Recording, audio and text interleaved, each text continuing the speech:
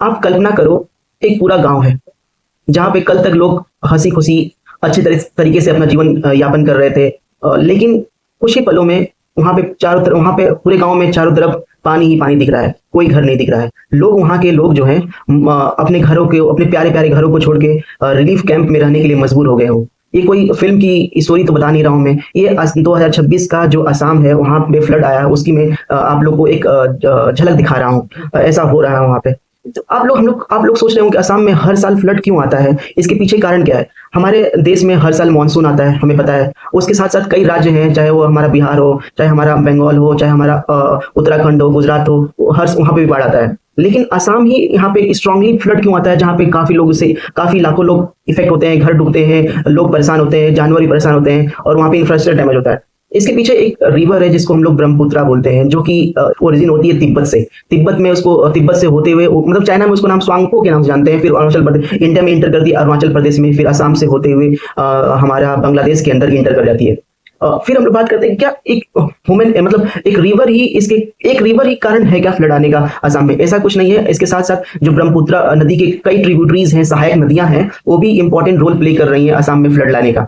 और इस बार जो फ्लड आया था नागालैंड में, काफी अधिक बारिश हो गया था, उसकी वजह से वहां की जो पानी था वो नदी में ट्रिब्यूटरीज के साथ बहते हुए असम में इंटर कर गया क्योंकि असम थोड़ा वैली, थोड़ा खाई, मतलब थोड़ा फ्लैट प्लेन एरिया है अन्य क्षेत्रों के अपेक्षा, जो और अदर स्टेट्स है उनकी अपेक्षा, तो वहां फ्लड आ गया। तो कई सहायक नदियां हैं, जैसे एग्जाम्पल में सुबानसिरी है, जिया, बारली, दानसरी, कपिली, और भी कई सहायक नदियां हैं जो कि मानसून में अधिक पानी होने की वजह से ट्रिब्यूटरीज के रूप में हमारे ब्रह्मपुत्र नदी में मिलकर फ्लड लाते हैं असम में।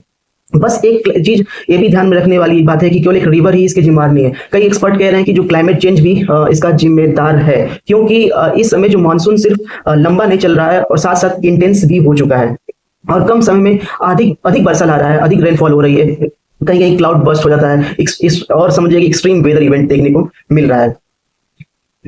और दूसरा तीसरा कारण ये है कि मनुष्य के जो एक्टिविटीज है, ह्यूमन एक्टिविटीज है, उसको भी एक इंपॉर्टेंट रोल प्ले कर रहा है फ्लड लाने में। जैसे एग्जांपल में अगर हम लोग अधिक से अधिक डिफॉरेस्टेशन करने लगे, जंगल काटने लगे, तो क्या होगा? मिट्टी बहने लगेगी, और भी मतलब फ्लड, जहाँ पे जंगल है तो मिट्टी को दबा के रखा हुआ है, तो फ्लड आएगा तो बहाएगा कैसे वो?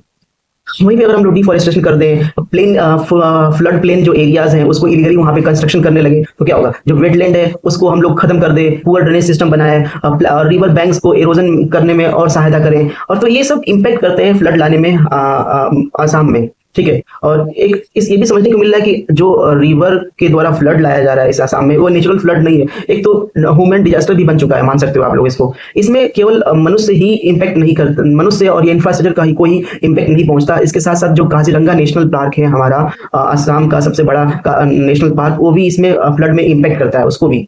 उसमें क्या होता है, कई एनिमल्स हैं, वन हॉर्न राइनोसोरस, एलिफेंट्स ले लो, डियर ले लो, और दूसरे एनिमल्स हैं जो कि फ्लड आने की वजह से वो ऊंचे ऊंचे पहाड़ों पे या ऊंचे ऊंचे जगहों पे जाने की कोशिश करते हैं। लेकिन कई एक्सपर्ट मानते हैं कि नॉर्मल फ्लड आता है असम में तो वो असम के लिए सही है, लेकिन अगर नॉर्मल से ज्यादा एक्सट्रीम फ्लड आ जाएगा तो असम के लिए नुकसानदायक है, और काजीरंगा नेशनल पार्क के लिए नुकसानदायक है। ऐसा क्यों? क्योंकि अगर नॉर्मल फ्लड आता है काजीरंगा नेशनल पार्क में, तो वो अपने साथ, जो रिवर है, अपने साथ न्यूट्रिशन लाती है, तो फ्लड पूरे जंगल में फैलेगा, तो और न्यूट्रिशन की वजह से और जंगल घने होंगे, और एनिमल्स के लिए रहने के लिए अच्छा, खाने पीने के लिए अच्छा सुविधा मिलेगा।